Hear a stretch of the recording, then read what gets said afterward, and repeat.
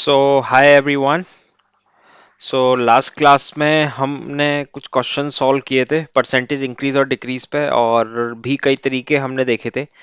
तो उसी कंटिन्यूशन में हम सवाल ही को डिस्कस करेंगे आज, और भी कुछ नए बेहतरीन कंसेप्ट और बेहतरीन सवाल। ठीक। और जो लोग भी पहली बार इस सेशन में देख रहे हैं वो इसके प्रीवियस सेशन भी देख लीजिएगा, प्लेलिस्ट इसकी बनी हुई चैनल पे। ठीक। तो चलिए शुरू करते हैं। ये पहला क्वेश्चन है, पॉज करके आप ट्राई करोगे। If the length of a rectangle is increased by 37 1 by 2% and its breadth is decreased by 20%, find the percentage change in area। ठीक है, तो मेरे को एरिया में परसेंटेज चेंज निकालना है। ठीक। तो आप देखिए, उम्मीद करता हूं आपने ट्राई किया होगा। अब देखिए इसमें क्या है, इसमें पहली आपको चीज क्या बोली जा रही है कि लेंथ आपकी इंक्रीज की गई है 37.5%। 37.5% कितना होता है, 3/8 आपकी इंक्रीज हो गई। यानी कि, और मैंने आपको ये डिस्कस किया है कि ऊपर वाली चीज क्या बताती है, ये चेंज बताती है, और ये इनिशियल चीज है। यानी कोई चीज पहले 8 थी, अब कितनी हो गई, 11 हो गई। फिर उसकी ब्रेड है, ब्रेड डिक्रीज हो गई 20% से। ठीक है ना, मैं पहले तरीके से कर रहा हूँ, स्टैंडर्ड फ्रैक्शन वाले तरीके से। ठीक है। हमें एरिया बताना है, क्योंकि एरिया क्या होता है, एरिया होता है लेंथ इनटू ब्रेड्थ। तो अल्टीमेटली ये सवाल क्या हो गया, यही सक्सेसिव परसेंटेज का सवाल है। ठीक है। इसको 100 से करने की बिल्कुल भी जरूरत नहीं है, खामा का ये टाइम टेकिंग हो जाएगा। ठीक है। क्योंकि एरिया होता है लेंथ इनटू ब्रेड, यानी कि ये दो सक्सेसिव परसेंटेज का इसमें कंसेप्ट अप्लाई होगा, और ये मैं आपको पढ़ा चुका हूं। तो आपका ये डिक्रीज हुआ 20%। 20% क्या होता है, 20% होता है 1/5। ऊपर हमारा चेंज होता है, ये हमारी इनिशियल वैल्यू है, यानी पहले 5 था तो अब कितना हो गया, 4। तो यानी कि 4 टू जा 8, ये मेरा 10 आ गया, ये 11 आ गया। अब कितना हुआ परसेंटेज चेंज, कितना हुआ है चेंज, पहले 10 था अब 11 हो गया। यानी कि इंक्रीमेंट कितना हो गया, 1/10। 1/10 क्या होता है, 10% का इंक्रीमेंट है। 10% का इंक्रीमेंट है, यानी कि ये मेरा ये मेरा क्या आंसर आ गया, ये मेरा आ गया ए। ठीक है, ये मेरा ए आ गया। ठीक। उम्मीद करता हूं ये समझ में आया होगा। अगले तरीके से इसी को देख लेते हैं हम। ठीक, ये तो एक स्टैंडर्ड फ्रैक्शन के तरीके से हो गया। अब अगर हम मल्टीप्लाइंग फैक्टर के थ्रू जाते हो, देखिए इसमें भी आप मल्टीप्लाइंग फैक्टर लगा सकते हो, अगर आपका वो भी टफ नहीं पड़ेगा, लेकिन आपका थोड़ा कैलकुलेशन मल्टीप्लिकेशन फास्ट होना चाहिए। मान लीजिए आपका डिक्रीमेंट हुआ है, इंक्रीज हो गया ना, ये इंक्रीज कितना हो गया, 37.5% से। यानी कोई चीज आपकी कितनी हो गई है, 8 से 11 हो गई है। ये इंक्रीमेंट हो गया था, यानी कि वन, ये होता कितना है, 37.5% होता है ये। ठीक है। अब कोई चीज अगर इंक्रीज हो गई, यानी कि 1.375% हो गया है। मानते हो ना, आपका वन के रेस्पेक्ट में ये कितना इंक्रीमेंट हो गया है। ठीक है। तो ये कितना हो गया, 1.375%। और डिक्रीज हो गया 20%, यानी कि 0.8। इसको भी आप मल्टीप्लाई करके देखोगे तो आपको यही मिलेगा, 10% इंक्रीमेंट। ये हो गया मल्टीप्लाइंग फैक्टर से। ठीक है। 100 से भी अगर आप करना चाहो तो आप कर सकते हो, कोई इतना टफ और चैलेंज जिसमें आपको होगा नहीं। आप 100 लोगे, पहले आपने इंक्रीज किया तो 137.5 हो गया। फिर आप इसको डिक्रीज कर रहे हो 20% से, तो यानी कि 137.5 इंटू 0.8। तो 0.8, 8 5 जा 40, 8 7 जा 56, 66, 8 3 जा 24, 3 11। तो ये कितना हो गया मेरा, ये हो गया मेरा 110। यानी 100 से कोई चीज कितनी हो गई, 110 हो गई। 110 हो गई, तो फाइनली कितने का इंक्रीमेंट हो गया, 10% का इंक्रीमेंट हो गया। ठीक है। ठीक। उम्मीद करता हूँ ये आपको समझ में आया होगा। ठीक। तो अगले क्वेश्चन पे चलते हैं, ये ट्राई कीजिए। बेहद ही आसान क्वेश्चन, पॉज करके ट्राई कीजिए इसे। 15% of 45% of a number is 105.3, what is 24% of A that number. तो अब देखिए इसमें क्या बोला जा रहा है कि 15% क्या होता है, ये मैं बता चुका हूँ। इसको आप स्टैंडर्ड फ्रैक्शन की तरह इनको आप याद रखोगे। 45% क्या होता है, मैंने प्रीवियस लेक्चर्स में ये बहुत डिटेल में डिस्कस किया है, 9/20। तो अब क्या बोला जा रहा है, 15%, यानी कि 3/20 of 9/20 of a number is 105.3। ठीक है। सो 24% ऑफ अ नंबर। ठीक। 24% ऑफ अ नंबर कितना हो गया, 24/100 इंटू 105.3 इंटू 400/27। ठीक। तो ये मेरा जीरो से जीरो कैंसिल हो गया। ठीक। 3 8 9। अब मैं 9 से कट कर देता हूँ, तो 2 4 जा, 2 5 जा 9, 9 1 जा 9, 9 1 जा 9, 9 7 जा 63। तो कितना हो गया, 4 इंटू 117 इंटू 4/5। तो इसको आप सॉल्व करोगे तो ये कितना आ जाएगा, इंटू 4/5, ठीक है, 2, तो 5, तो 5 3 जा 15, ठीक, 5 7 जा 37 समथिंग कुछ आ रहा है, तो यानी कि यही आएगा। पूरी तरह से डिविजल नहीं होगा कि यूनिट डिजिट 2 है, ठीक। तो फाइनली मेरा आंसर आ गया बी। उम्मीद करता हूँ समझ में आया होगा, ये काफ़ी आसान क्वेश्चन था, ठीक है। इंपॉर्टेंट ये था बताना कि आप डायरेक्टली परसेंटेज ना लिखते हुए आप इन पे फोकस कीजिए। ये स्टैंडर्ड फ्रैक्शन है, मैं कई बार बता चुका हूँ। 15% कितना है, 40, आपका 3/20। अब मान लीजिए अगर आपको ये भी याद नहीं है तो 45% को आप क्या लिख सकते हो, 45% को आप लिख सकते हो 3 × 15%, तो 3 × 3/20, तो ये हो गया कितना, 9/20, ठीक। अगले क्वेश्चन पे चलते हैं।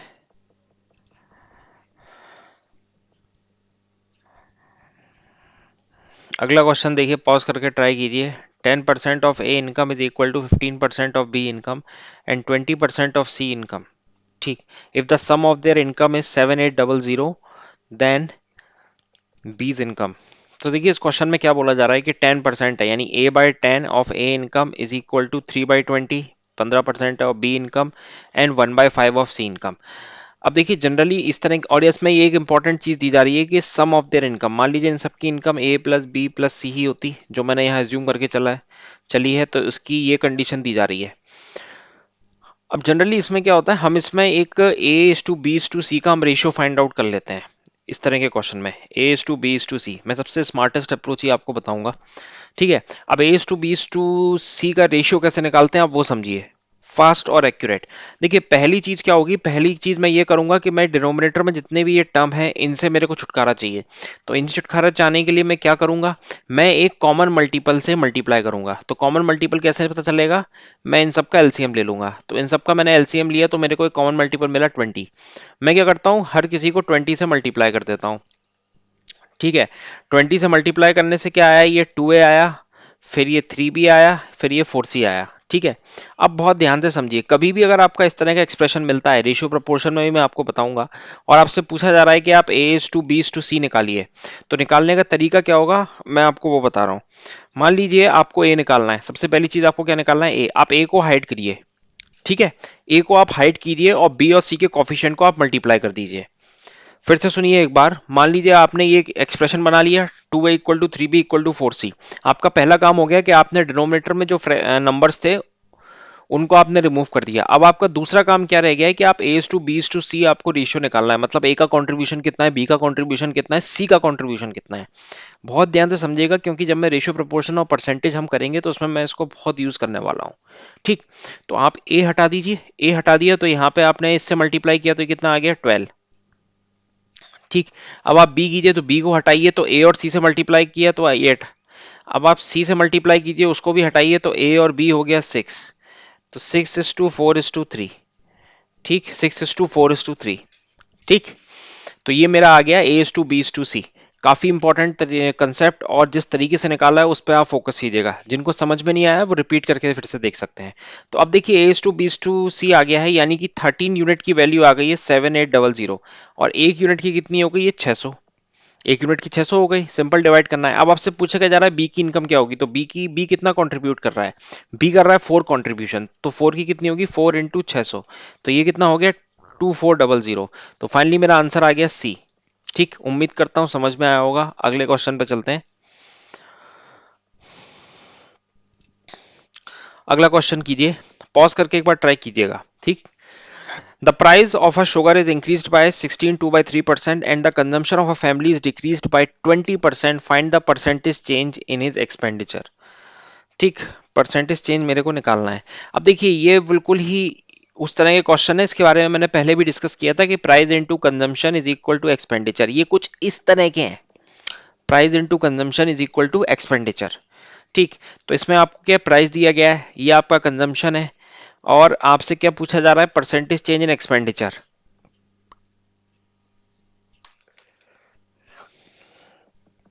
ठीक है। तो अब इसमें क्या है, आपका जो प्राइस में चेंज है, अब देखिए 16 2/3%, 16 2/3 इज स्टैंडर्ड फ्रैक्शन, या 16.66% हो या 16.67% लिखा हो, ये स्टैंडर्ड फ्रैक्शन होती है जिसकी वैल्यू होती है 1/6, ठीक। अब दूसरा अगर आपको 20% की बात की जाए, अगर आपको 20%, 20% क्या होता है, 20% 1/5 होता है, 20% हो गया आपका 1/5, ठीक है। ऊपर चेंज, ये इनिशियल वैल्यू, ठीक। अब आपसे क्या बोला जा रहा है, find the percentage in the expenditure.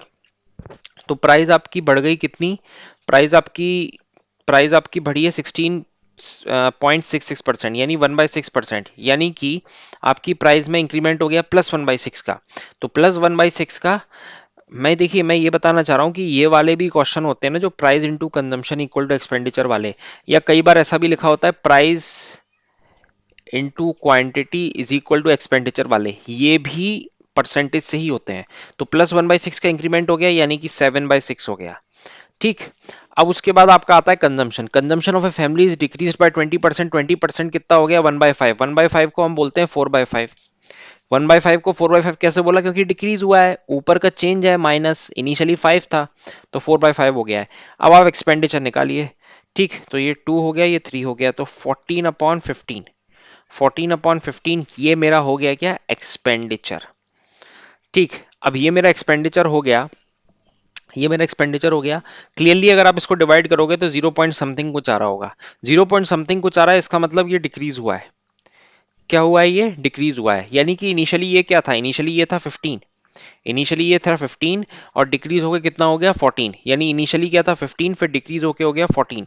अब 15 से 14 तक जंप करने के लिए आपको क्या करना पड़ेगा, आपको -1/15 से मल्टीप्लाई करना पड़ेगा, मतलब ड्रॉप हुआ ना 1 का, 1 यूनिट, 1 यूनिट का ड्रॉप हुआ है, 1 यूनिट का ड्रॉप हुआ है, किस पे हुआ है, 15 पे। और 1/15 मैंने बताया ये स्टैंडर्ड फ्रैक्शन होती है, जिसकी वैल्यू होती है 6.66%, 6.66%। तो फाइनली आंसर मेरा कितना आ गया, ए ऑप्शन, दैट इज इतने परसेंट डिक्रीज, ठीक।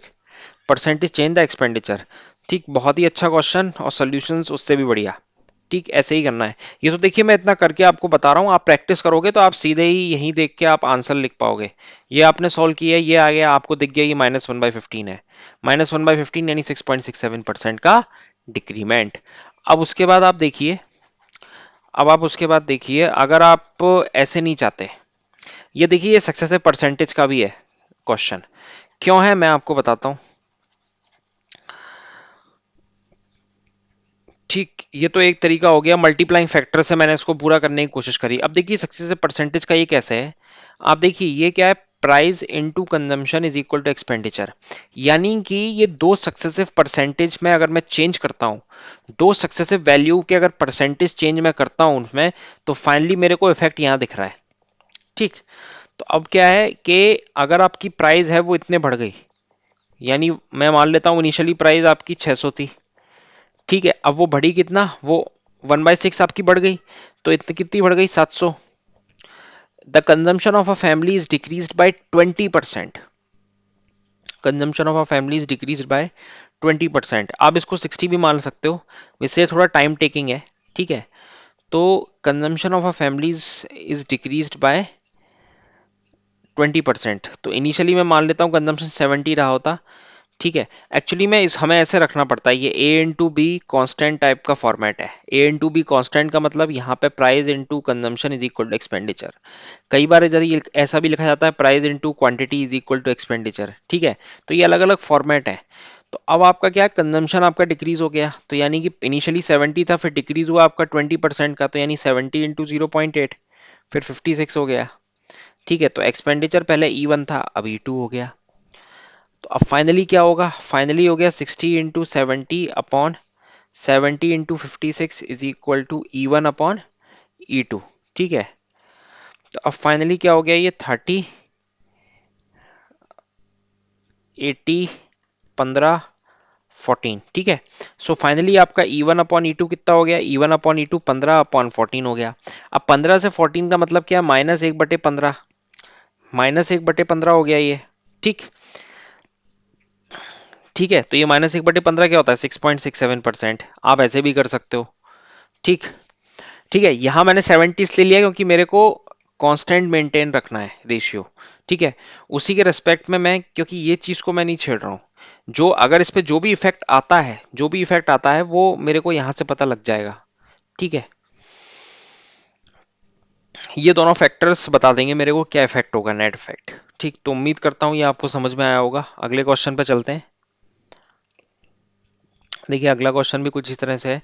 The price of a commodity rises from 6 to 7.5 if the expenditure cannot increase, okay, the percentage of reduction in consumption. अब देखिए वही चीज है, ये A into B constant type का scenario है। A into B is equal to constant, यानी price into consumption is equal to expenditure, जहां पे एक्सपेंडिचर क्या काम कर रहा है, कांस्टेंट का काम कर रहा है। क्योंकि मैं एक्सपेंडिचर को बिल्कुल भी नहीं छेड़ रहा हूँ, कैन नॉट बी इंक्रीज, मतलब एक्सपेंडिचर जैसा पहले था वैसा ही अब भी है। लेकिन हुआ क्या, प्राइस बढ़ गई। अब देखिए अगर प्राइस अगर आपकी बढ़ी है तो जाहिर सी बात है, मेरे को अगर इस चीज को कांस्टेंट रखना है एक्सपेंडिचर को, तो मेरे को कंजम्पशन घटाना पड़ेगा। क्योंकि मैं प्राइस को बढ़ा रहा हूं तो मेरे को कंजम्पशन घटाना पड़ेगा, तभी जाके मैं बैलेंस कर पाऊंगा, जिससे कि मेरा एक्सपेंडिचर कांस्टेंट बना रहे पहले की तरह। अगर मान लीजिए मैं प्राइस को घटाता, अगर मान लीजिए मैं प्राइस को घटाता तो मेरे को कंजम्पशन बढ़ाना पड़ता, जिससे कि मैं एक्सपेंडिचर को कांस्टेंट रख पाता। समझ में आया? तो अब देखिए, तो इसलिए ये बात तो हमारी क्लियर हो गई कि एक्सपेंडिचर को आप बिल्कुल नहीं छेड़ोगे। तो अब देखिए, अब मैंने आपको एक कंसेप्ट बताया था परसेंटेज इंक्रीज और डिक्रीज का। इसका मतलब ये हुआ कि अगर आपकी जो प्राइस है, ठीक है, प्राइस आपकी कितनी हो गई, 6 से 7.50 हो गई, ठीक, इतनी हो गई। इसको थोड़ा सिंप्लीफाई कर लेते हैं, तो मल्टीप्लाई विद 2 कर देते हैं, तो ये 12 हो गया, ये 15 हो गया। प्राइस आपकी कितनी हो गई, 4 से 5 हो गई, ठीक है। आप इसको फिर और रिड्यूस कर दीजिए, सिंप्लीफाई करके 3 से डिवाइड कर दीजिए। यहां से भी हो जाता, मैंने थोड़ा सिंप्लीफाई कर दिया, तो 4 से 5 हो गई आपकी प्राइस। तो आप कितना कंजम्पशन में रिडक्शन करोगे, कंजम्पशन में रिडक्शन क्या होगा, देखिए प्राइस कितनी हुई, 4 से 5 हो गई। प्राइस कितनी हो गई, 4 से 5, तो आपको कंजम्पशन कितना करना पड़ेगा, कंजम्पशन करना पड़ेगा आपको 4 से 5, ठीक है। कंजम्पशन आपको इतना करना पड़ेगा, ये कितना है, 0.8 है। 0.8 का मतलब क्या होता है, 20% का ड्रॉप, ठीक है ना। क्योंकि आप ये समझो ना, ये देखो ये 5/4 है, इसको मैंने बोला आपको कि इसको 4/5 आपको करना ही पड़ेगा, क्योंकि आपको एक्सपेंडिचर कांस्टेंट रखना है, तभी तो ये कांस्टेंट होगा, ठीक है। कि जिस रेट से आपका प्राइस बढ़ा रहे हो आप उसी रेट से घटाओगे। आप यहां से भी देख सकते थे कि कोई चीज अगर 4 से 5 है, ठीक है ना, उसमें अगर आपको रिड्यूस करके उसे वापस ओरिजिनल पोजीशन पे लेकर आना है, तो आप क्या करोगे, यहां से -1 का ड्रॉप कितने पे, 5 पे, तो यानी कि 20% का ड्रॉप। यहां से भी पता लग रहा था ये कितना बन रहा है, ये 0.8 बन रहा है। 0.8 का मल्टीप्लाइंग अगर फैक्टर है तो इसका मतलब 20% का ड्रॉप रहा होगा। अगर ये 0.7 रहा होता, इसका मतलब क्या है, 30% का ड्रॉप रहा होता। अगर ये 0.45 रहा होता, इसका मतलब क्या है, 55% का ड्रॉप होता। समझ में आया? तो राइट आंसर क्या हो गया, ए। बहुत ही आसान क्वेश्चन, और हमने इसको मल्टीपल तरीके से करने की कोशिश की, ठीक। अगले पे चलते हैं। अगला देखिए, if A's height is 10% more than B's height, by how much percent is B height less than A height? Very simple, percentage increase और डिक्रीज वाला सीन है कि A की हाइट 10% B की हाइट है। मैं मान लेता हूं, पहले 100 से बता दे रहा हूं मैं आपको, B की हाइट में 100 मान ले रहा हूं, तो A की हाइट कितनी है, 10% ज्यादा, यानी 110 हो गई। तो how much percent B height is less then A height, तो B की हाइट कितनी कम रही होगी, तो B की कितनी कम है, B की कम है कितना, -10, -10 है। अब आपका बेस क्या हो गया, 110, 110 पे ही होगा ना। फाइनली आपको देखिए रिड्यूस करना है, ये मैंने जो पहले आपको बताया था, कभी भी अगर आपको फ्रैक्शन को डिक्रीज करना हो तो आप क्या करोगे, डिनोमिनेटर को बढ़ाओगे। अल्टीमेटली आपको फ्रैक्शन को बढ़ाना हो तो आप क्या करोगे, आप डिनोमिनेटर को कम करोगे, ठीक है। तो -10 का जो ड्रॉप होगा वो कितने पे होगा, 110 पे होगा। तो फाइनली कितना हो गया, 1/11, -1/11, -1/11 क्या होता है, 9.09%, जिसको हम बोलते हैं 9 1/11%, 9 1/11%, ठीक। तो ये हो गया। आपको इतना भी नहीं करना था, अगर आपको इतना भी बोला गया है, मतलब विद इन 2 to 3 सेकेंड हो जाता है ये आंसर, ठीक, विद इन 2 to 3 सेकेंड। कि आपको क्या बोला गया, आपकी जो ए की हाइट है, ए की हाइट है वो आपकी 10% ज्यादा है बी की हाइट से, तो यानी कि +1/10 है, यानी कोई चीज 10 से 11 हो गई, तो फाइनली आपकी हाइट कितनी कम हो गई ए से, ठीक है ना। मतलब ए की जो हाइट है, ए हाइट इज 10% मोर, तो अब फाइनली आपसे क्या पूछा जा रहा है, how much percent B height is less than, तो लेस कितना हो गया, -1 का ड्रॉप कितने पे, 11 पे, तो ये हो गया 9.09%। ऐसे भी समझ लेते थे, ठीक है। दूसरी चीज, ये आपको देख के भी समझना आना चाहिए था, परसेंटेज इंक्रीज और डिक्रीज में मैंने आपको बताया था, है ना, परसेंटेज इंक्रीज और डिक्रीज में कि 10% इंक्रीमेंट, 10% का increment is equal to how much percent का डिक्रीमेंट। तो वही है, चेंज एक है लेकिन कितने पे होगा, 11 पे होगा, इतने का डिक्रीमेंट होगा, तो ये कितना हो गया, 9.09%, जिसको मैं बोल सकता हूँ 9 1/11%। जो मर्जी आए, जैसे आए आप वैसे कीजिए, कोई भी दिक्कत नहीं है, ठीक। अगले क्वेश्चन पे चलते हैं। अगले क्वेश्चन पे चलते हैं। If the food price goes up by 10% by how much should a man reduce his consumption so as not to increase expenditure. Constant क्या है? कांस्टेंट है आपका expenditure. Price into consumption is equal to expenditure. Constant है आपका expenditure. Price में आपने बढ़ाया है तो आपको कंजम्पशन को घटाना पड़ेगा, आपको कंजम्पशन को घटाना पड़ेगा। अब देखिए, तो ये वही हो गया परसेंटेज इंक्रीज डिक्रीज का। तो आपने यहाँ पे कितना परसेंटेज इंक्रीज किया? +1/10। 10% का इंक्रीमेंट किया तो ये किसके डिक्रीमेंट के बराबर होगा? ये -1/11 डिक्रीमेंट के बराबर होगा, तो 9.09% के बराबर होगा। तो फाइनली मेरा कितना आ गया? ए आंसर मेरा सही आ गया। इससे ज्यादा इसको करने की बिल्कुल भी जरूरत नहीं है। आप 100 लेके भी कर सकते थे कि 100 का 110 हुआ, आप फाइनली आपको फिर से 100 बनाना है क्योंकि आपको एक्सपेंडिचर सेम ही रखना है। तो क्या हुआ? 10 का ड्रॉप हुआ, कितने पे हुआ? 110 पे हुआ, तो फाइनली 1/11 हो गया। ठीक है, ये चीज आप याद रखिए। अगले क्वेश्चन पे चलते हैं। अगले क्वेश्चन पे चलते हैं। पढ़िए। The price of onion has been increased by 50% in order to keep the expenditure on onion the same. The percentage of reduction in consumption has to be. वही चीज वही कंसेप्ट कि आपको जो एक्सपेंडिचर है सेम रखना है, यानी आपको कांस्टेंट रखना है, यानी A into B equal to constant हो गया। ठीक है, अब देखिए प्राइस में इंक्रीमेंट है, प्राइस इंटू क्वांटिटी या कंजम्पशन जो आपको बोलना है इज इक्वल टू एक्सपेंडिचर। अब price of the onion increase by 50%। 50% यानी +1/2 किया आपने, +1/2 करके कितना आ गया? ये 3/2। ठीक है, अब आपको एक्सपेंडिचर को सेम रखना है तो आपको उसको घटाना पड़ेगा, सीधी सी बात है। अब आप कितना घटाओगे? आप कितना घटाओगे? आप इसको कांस्टेंट रखना है तो यहाँ पे आपको मल्टीप्लाई करना पड़ेगा 2/3 से। 2/3 से करना पड़ेगा। तो आप घटा कितना रहते हैं? आप थ्री से आप 2 पे जा रहे हो, तो यानी कि -1/3 का ड्रॉप ले रहे हो। -1/3 कितना होता है? वो होता है 33.33%। ठीक, तो फाइनली मेरा आंसर आ गया बी। ठीक, ये तो मैं ऐसे आपको बार बार करके दिखा रहा हूं। आप ऐसे भी आप सोच सकते थे, आप ऐसे भी सोच सकते थे कि ठीक है इसलिए टाइम लग रहा है। आप प्रैक्टिस करोगे तो आप विद इन 5 सेकेंड, देखिए दिखने में कैसा लग रहा है? दिखने में ऐसा लग रहा है कि ये थोड़ा टाइम ले जाएगा, बिल्कुल भी टाइम नहीं लेगा। ठीक है, अब देखिए आपके प्राइस आपने इंक्रीज करी थी, आप बोलो ये लो 100 से कर लो, 100 से आपने 150 करा, 100 से आपने 150 किया। अब आप कंजम्पशन कितना रिड्यूस करोगे? फाइनली आपको फिर से 100 से जाना है, यानी कि -50 का ड्रॉप लेना है कितने पे? 150 पे। तो -1/3 आ गया, -1/3 यानी कि 33.33%। दूसरा परसेंटेज इंक्रीज और डिक्रीज का ही क्वेश्चन है ये, कि 50% increment is equal to how much percent decrement. तो 50% यानी कि +1/2, डिक्रीमेंट किसके बराबर होगा? -1/3 के बराबर होगा। ठीक है, जिन्होंने मेरे परसेंटेज इंक्रीज और डिक्रीज के लेक्चर नहीं देखे हैं वो जरूर देखें उनको। मैं सही बता रहा हूँ, आपको बहुत हेल्प मिलने वाली है उससे। ठीक है, आपको काफी ज्यादा क्लैरिटी हो जाएगी। आपके लिए ये क्वेश्चन बिल्कुल केक वॉक होंगे, और ये प्रीवियस ईयर में आए हुए क्वेश्चन है। ठीक है, प्रीवियस ईयर में आए हुए क्वेश्चन है। साथ ही साथ मैं एक अपडेट आपको और दे दूं कि आप ये मेरा टेलीग्राम ग्रुप ज्वाइन कर लीजिएगा।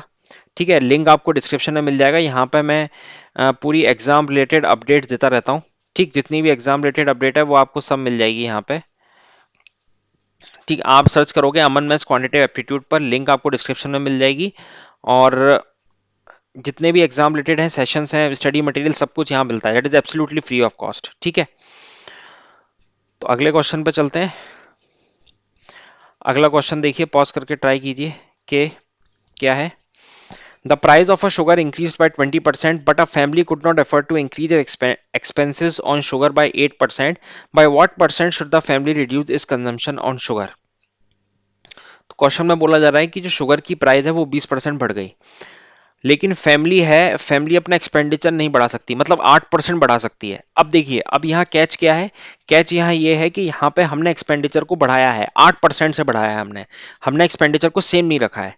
ठीक है, by what percent should the family reduce consumption? Okay, तो यानी कि ये क्वेश्चन तो वही है, price into consumption is equal to expenditure. यहाँ पे ये 20% का इंक्रीमेंट किया है, लेकिन यहाँ पे जो नेट चेंज आना चाहिए ये आना चाहिए आपका 8% का, 8% का चेंज आना चाहिए।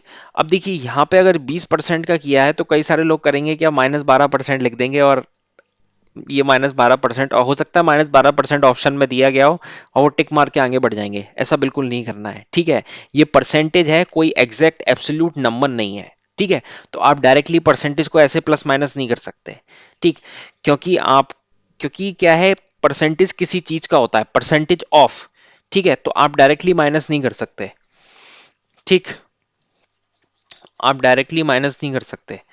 तो इसीलिए तो क्या हो गया, प्राइस इनटू कंजम्पशन एक्सपेंडिचर है प्लस 20%, और इसमें हमें बताना है फाइनली यहाँ पे चेंज हमें प्लस 8% का करना है। अब देखिए, अब आप ये क्वेश्चन सक्सेसिव परसेंटेज से मैं आपको करके दिखाता हूँ कि आप सक्सेसिव परसेंटेज से कैसे कर सकते हो। क्योंकि देखिए दो जगह आपको चेंज करना है, फाइनली चेंज इतना आना चाहिए। तो मैं मान लेता हूं कि 100, क्या मैं इस क्वेश्चन को ऐसे पढ़ सकता हूं ना कि 100 रुपए की कोई चीज थी, उसकी प्राइस आपने 20% बढ़ाई, 20% बढ़ाई है, ठीक है, 20% बढ़ा के 120 किया है, फिर आपको कुछ यहां कुछ चेंज करना पड़ेगा। फाइनली जो चेंज आना चाहिए वो कितना आना चाहिए, 108 का आना चाहिए, 8%। सोच के देखिए आप। ठीक, सोच के देखिए ना, आपने प्राइस बढ़ा दी 100, तो मैंने बोला कि 100 एक नंबर ले लिया मैंने, उसको 20% मैंने बढ़ा दिया। फाइनली मेरे को नेट चेंज कितना चाहिए, नेट चेंज मेरे को चाहिए प्लस 8% का, यानी 108 चाहिए मेरे को। तो अब मैं यहाँ कितना चेंज करूंगा, तो अब मेरा ये क्वेश्चन सिंपली रिड्यूस हो गया कि 120 से 108 आने के लिए मुझे कितने परसेंट को रिड्यूस करना पड़ेगा। तो फाइनली ये होगा -12 का चेंज, कितने पे, 120 पे, तो फाइनली ये -1/10, तो यानी कि ये 10% का चेंज। ठीक है, ये मेरा ए आंसर आ गया। ठीक, तो देखिए जो क्वेश्चन हमें लग रहा था कि इसको तो हमें कोई फॉर्मूला मॉर्मूला बिल्कुल यूज नहीं करना है, प्योर कॉमन सेंस और एप्लीकेशन हमें यूज करना है कि हम क्वेश्चन को एक सक्सेसिव परसेंटेज के थ्रू भी कर सकते हैं। ठीक, तो इसलिए बताने का मेरा यही लॉजिक था सक्सेसिव परसेंटेज के, आपको काफी हेल्प हो उससे। ठीक, आप वैसे 100 मान के भी कर सकते हो, वो टाइम कंज्यूमिंग है। इस क्वेश्चन को करने का सबसे स्मार्ट अप्रोच यही है। ठीक, सबसे स्मार्ट अप्रोच यही है इस क्वेश्चन को करने का। आप वैसे भी कर सकते हो कि आप देखिए प्राइस है, तो price into consumption is equal to expenditure है।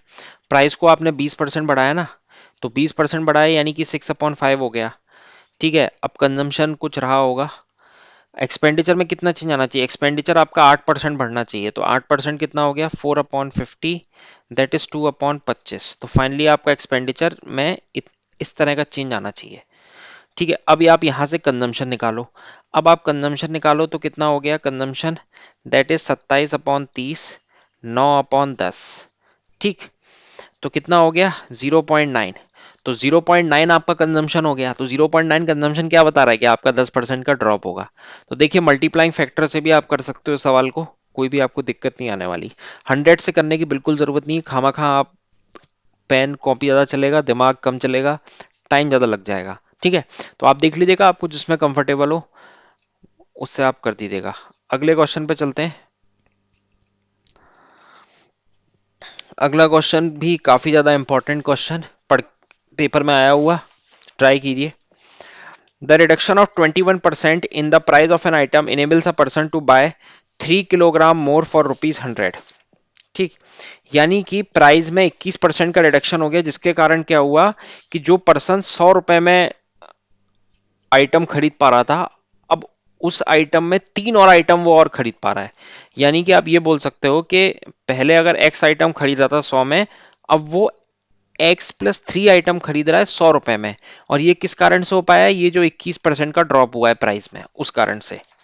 ठीक है, तो रिड्यूस्ड प्राइस ऑफ आइटम, यानी कि अब उस आइटम की जो प्राइस है वो प्राइस क्या है वो बताना है हमें।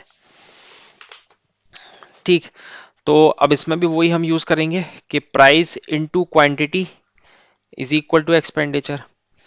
ठीक, अब जरा इसको आप देखिएगा कि इसमें बोला गया है कि आपका प्राइस में 21% का रिडक्शन है, यानी कि -21/100 इतने का रिडक्शन है।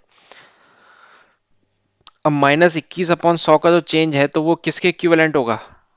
ठीक है, सक्सेसिव आपका वो परसेंटेज इंक्रीज डिक्रीज का फंडा आप लगाइए, तो वो +21/79 के, क्योंकि आप 3 किलोग्राम ज्यादा खरीद पा रहे हो ना, ज्यादा खरीद पा रहे हो, तो किसी भी चीज को आपको इंक्रीज करना है, डिनोमिनेटर आपको कम करना पड़ेगा।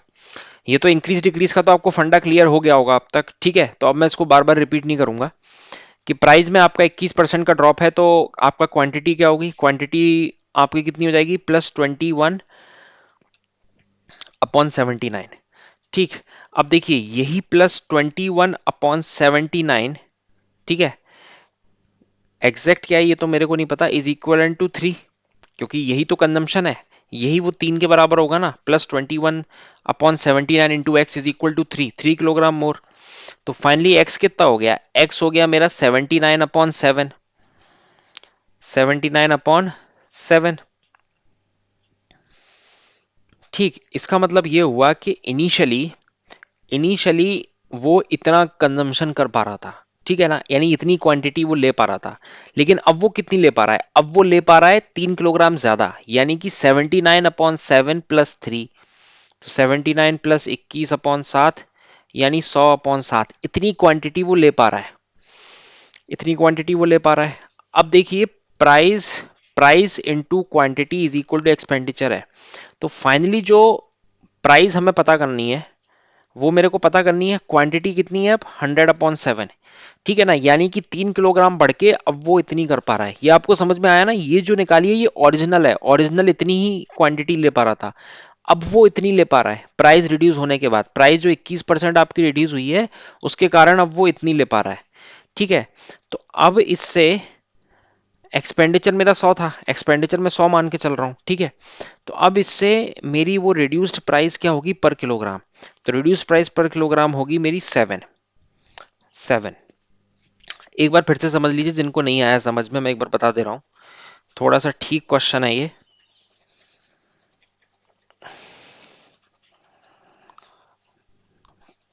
फिर मैं इसको दूसरा तरीका भी बताऊंगा, और वो बहुत बेहतरीन तरीका है। देखिए, प्राइस इनटू कंजम्पशन क्या हो गया, आपका एक्सपेंडिचर हो गया। कंजम्पशन ले लो, यहाँ क्वांटिटी ले लो आप, ठीक है, क्वांटिटी ले लेते हैं, यहाँ पे 3 किलोग्राम है। आपकी जो प्राइस थी उसमें कितना ड्रॉप हुआ, 21% का ड्रॉप हुआ, यानी -21/100 का ड्रॉप हुआ, यानी कि -21/100 का ड्रॉप हुआ। इसका मतलब क्या होता है, आपकी क्वांटिटी में क्या इफेक्ट पड़ेगा, क्वांटिटी आपकी बढ़ेगी, तो +21/79, +21/79। अब देखिए, ये मेरा था ओरिजिनल, आप ये समझो कि +21/79 x = 3, ठीक है ना। ये तो परसेंटेज है, परसेंटेज चेंज है, ये तो एग्जैक्टली हमें नहीं पता ना, तो उसका हमने किसी x से मल्टीप्लाई किया, इतनी क्वांटिटी, तो फाइनली वो किसके बराबर आनी चाहिए, 3 के बराबर आनी चाहिए। तो फाइनली जो मेरा x आ जाएगा वो कितना आ जाएगा, 79/7। ये मेरी क्या आ गई, ये मेरी आ गई original quantity. Original quantity, original इतने किलोग्राम, इतने किलोग्राम आप खरीद पा रहे थे। अब आप कितना खरीद पा रहे हो, अब आप 3 और ज्यादा खरीद पा रहे हो, यानी कि आप 100/7 किलोग्राम आप ज्यादा इतना खरीद पा रहे हो फाइनली। तो क्या हो गया, price into quantity is equal to expenditure. तो रिड्यूस्ड प्राइस क्या हो गया, तो price into 100/7 is equal to expenditure. Expenditure 100 था, तो प्राइस कितना हो गया 7। तो फाइनली ये मेरा आंसर आ गया डी, ठीक। अब देखिए, इस क्वेश्चन को करने का एक और तरीका, ठीक है ना, शॉर्टकट तरीका है, और मेरे हिसाब से आप वो पेपर में लगाओगे तो आपको काफी हेल्प मिलेगी, ठीक।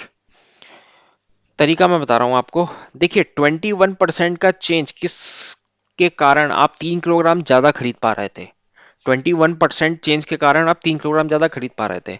मैं ये निकाल लेता हूँ 100% के कारण क्या इफेक्ट आ रहा है, तो 1% के कारण कितना आ गया, 1/7। 100% के कारण कितना आ गया, 100/7। 100% के कारण कितना आ गया, 100/7, ठीक है। अब देखिए, reduced price of an item पर किलोग्राम कितना होगा, तो रिड्यूस्ड प्राइस ऑफ आइटम क्या होगा, कि जितना अमाउंट, ठीक है, अपॉन, ये क्या है, ये आ रहा है कि अब आप, ये क्या बताता है, ये बताता है कि अब आप कितना खरीद पा रहे हो, ठीक है, यानी कि ये 3 किलोग्राम जुड़ के है, 3 किलोग्राम जुड़ के। आपको इनिशियली अगर पता करना है, तो इनिशियली कितना होगा, -3, दैट इज 100 - 21/7। तो ये इनिशियली था, ये 3 किलोग्राम जुड़ के है, तो आपको निकालना भी क्या है, रिड्यूस प्राइस, तो 100/7 किया, तो फाइनली कितना आ गया, ये 107। ये मेरा आंसर आ गया। ये बहुत ही आसान तरीका है, और आप देखोगे आप कई क्वेश्चंस में आप इसी को अप्लाई कीजिए, ठीक। तो मैंने इसको दो क्वेश्चंस दो तरीके से करने की कोशिश करी। उम्मीद करता हूं आपको मजा आया होगा पहले मेथड में भी, और दूसरा तो है ही काफी अच्छा, ठीक। तो आज के लिए सेशन हम यहीं तक रखते हैं, फिर अगले सेशन में हम और क्वेश्चंस करेंगे। अभी इसमें काफी क्वेश्चंस आने वाले हैं, काफी वैरायटी के क्वेश्चंस आप देखोगे, आप इलेक्शंस बेस्ड क्वेश्चंस भी देखोगे, एलिगेशन मिक्सचर टाइप क्वेश्चंस भी देखोगे। देखिए परसेंटेज पे मैं इसलिए ज़्यादा वेटेज दे रहा हूँ कि परसेंटेज एकदम बेस टॉपिक है, ठीक है, क्योंकि अगर आपको परसेंटेज क्लियर हुआ तो C I S I profit and loss आपके लिए बहुत केक वॉक होगा, ठीक। और मैं हर पॉसिबल तरीके बता सकता हूँ, जितनी मेरे अंदर कैलिबर है, जितना मुझे आता है, मैं आपको सब बहुत ढंग से एकदम प्रॉपर तरीके से करके बताऊंगा, ठीक है, जिससे कि आपको काफी हेल्प हो जब आप प्रॉब्लम सॉल्व करने जाएं, कहीं भी आप सॉल्व कर रहे हो, कहीं आप मॉक टेस्ट दे रहे हो, ठीक है। हकीकत मेरा आप टेलीग्राम ग्रुप भी ज्वाइन कीजिए, उसमें मैं काफी कुछ स्टडी मटेरियल तो दे ही रहा हूँ, लेकिन उसके संग में क्वालिटी क्वेश्चंस भी मैं डिस्कस कर रहा हूँ। और मेरा फेसबुक पे पेज और ग्रुप भी है, उसको भी जरूर ज्वाइन कीजिएगा, ठीक है। लिंक आपको सबके डिस्क्रिप्शन में मिल जाएंगे। सो तब तक के लिए हैव अ नाइस डे, मिलते हैं अगले सेशन में फिर और नए और बेहतरीन क्वेश्चन के साथ। Okay, so thanks a lot.